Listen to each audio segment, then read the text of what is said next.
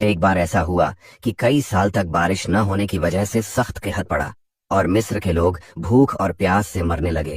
جب حالات بہت بگڑ گئے تو لوگ فرعون کے پاس جمع ہو گئے اور کہنے لگے، تو خود کو خدا کہتا ہے، لیکن اگر واقعی خدا ہے تو بارش کیوں نہیں برساتا؟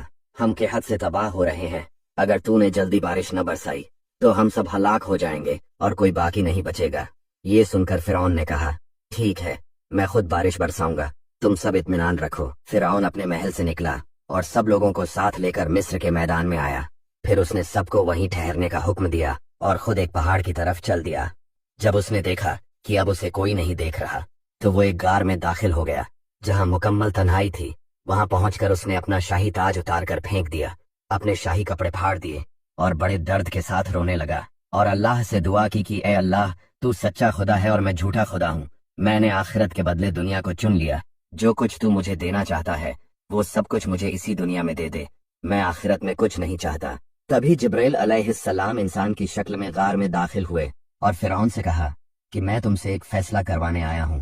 فرعون نے انہیں دیکھ کر سمجھا کہ یہ اس کی قوم کا کوئی آدمی ہے جو اپنے کسی مسئلے کے بارے میں فیصلہ کروانے آیا ہے۔